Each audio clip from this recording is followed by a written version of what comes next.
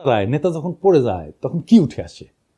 উঠে আসে ক্ষমতার নতুন ভাষা, ভাঙন থেকে উঠে আসে এক নতুন প্রতীক, যেখানে নেতা আর কেবল মানুষ না, তিনি হয়ে ওঠেন সিনেমার মতো সাহসের স্থাপত্য, বীরত্বের প্রতীক, আস্থার জায়গা, ভরসার জায়গা, এবং মানুষ কানেক্ট করতে পারে তার সাথে।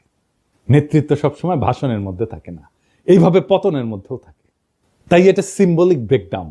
ফরাসি দার্শনিক রোলা বার্ট বলছিলেন যে মৃত্যুর কাছাকাছি যাওয়ার প্রত্যেকটা মুহূর্তই একটা রাজনৈতিক পুনর্জন্মের আভাস দেয়।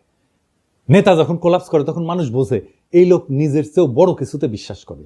আর এখানেই আসে এক গভীর থিওরি, যেটা আগে বলছি, হিরোইক সাফারিং এফেক্ট।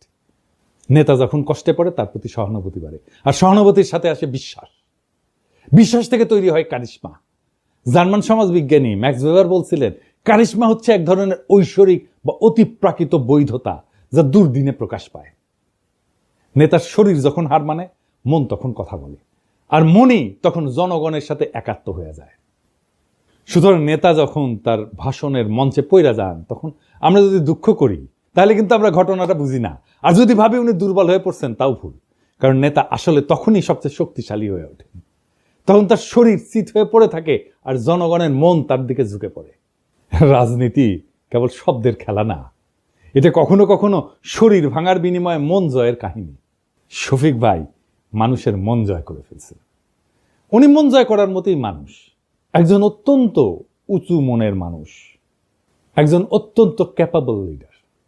শফিক ভাই দ্রুত আরোগ্য লাভ করেন, আবার রাজনীতির মঞ্চে ফিরে আসেন। আমাদের অনেক কাজ করতে হবে একসাথে, সেই কাজে শফিক ভাইকে দরকার, শফিক ভাইয়ের মতো নেতা দরকার, শফিক ভাইয়ের মতো মুরব্বী দরকার। আমরা চাই আমাদের নেতা আমাদের মতোই হোক, আমাদের মতোই রক্ত মাংসের মানুষ হোক, আমাদের মতোই দুঃখ পাক, আমাদের মতোই কষ্ট পাক, আমাদের মতোই কান্না করুক, আমাদের মতোই ভালনারেবল হোক। আমাদের রাজনীতিতে সেই রকম নেতা সবাই হয়ে ওঠেন। আমরা সেই কামনা করলাম, সেই নেতারাই আগামীর বাংলাদেশ নির্মাণ করতে পারবে। সেই দিনের অপেক্ষায় আমরা থাকলাম।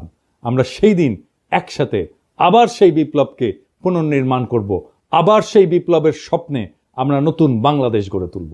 ইনকিলাব জিন্দাবাদ।